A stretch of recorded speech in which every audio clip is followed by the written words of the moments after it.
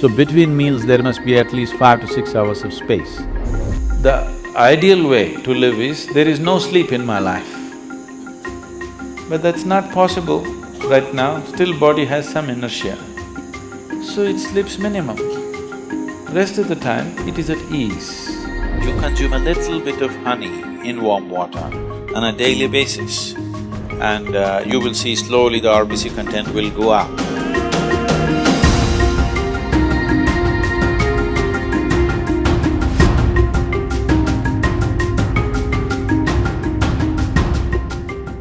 When it comes to food, one of the most important things that you must be conscious of is, on a certain day when you eat a certain type of food, whatever you eat, you must consciously notice how quickly does it digest and become a part of yourself.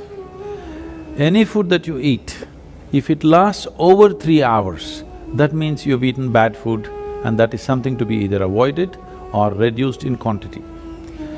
If food moves out of your stomach bag within 3 hours, this means you're eating something that your system can handle efficiently. It may not be the best food, but your system is able to handle it. And between one meal and the next meal, if you create a clear gap of 5 to 6 hours, and in between if there is no other ingestion, you will see the cleansing process in the system on the cellular level, cleansing will happen. This cleansing on the cellular level is most important and significant for a healthful life. So between meals there must be at least 5 to 6 hours of space. If you're over 30 years of age, 2 meals a day, 2 good meals a day will suffice.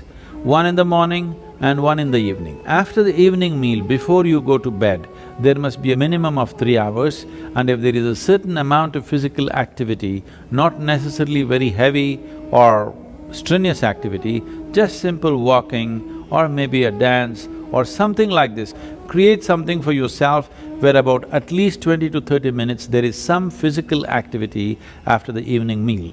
If you do this, largely your system will be healthy.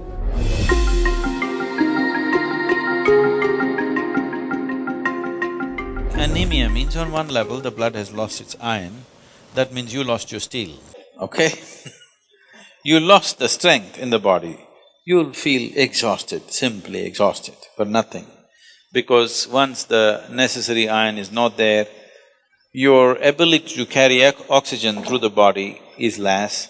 That means your body, your heart, your brain, everything will be on a lower level of function because you don't have enough oxygen. So, building oxygen into the blood is one of the important things, because how healthy the body is, how easily it rejuvenates itself depends on a high level of oxygen in the blood.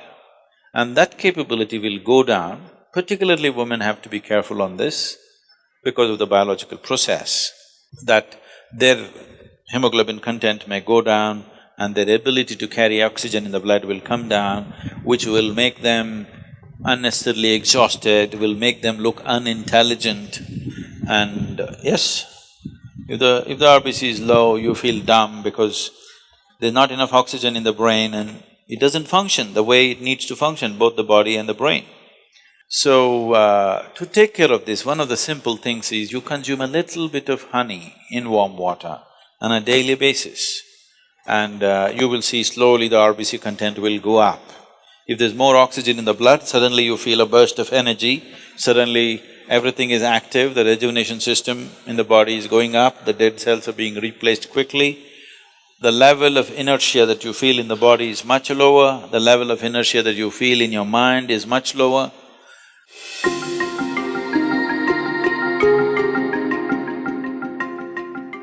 So, honey, it has different types of impacts on the system. If it consumed raw, it has one kind of impact. If it is consumed in cold water, it has another kind of impact. If it is consumed in warm water, it's a different kind of impact. We want to consume it in warm water here because we want the system to open up.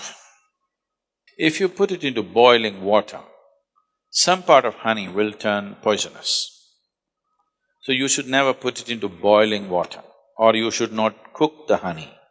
I know in Western societies, people are making honey cakes and stuff, they're cooking it. If it crosses a certain temperature, then honey will turn poisonous. So, it must be put into…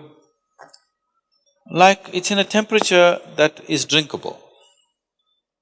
Into that you put. If it's boiling hot, you don't put.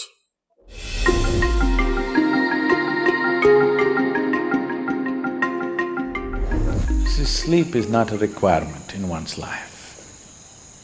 What the body requires is rest. Sleep is just one form of rest.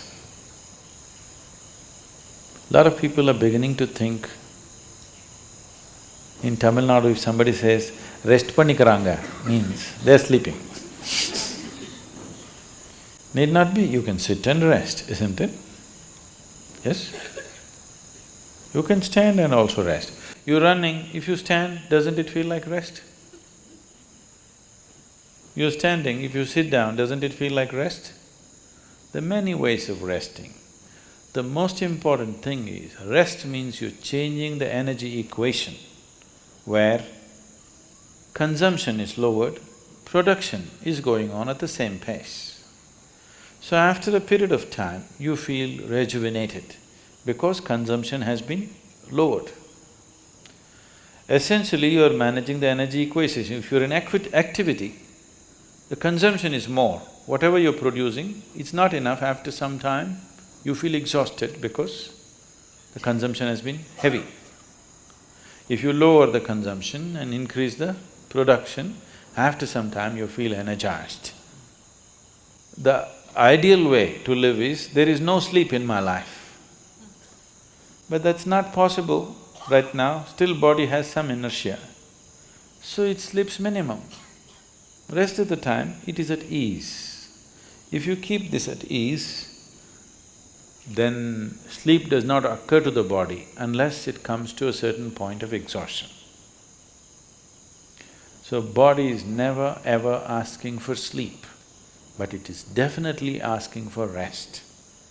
If you do not know how to sit here in a restful manner, it will try to rest like this.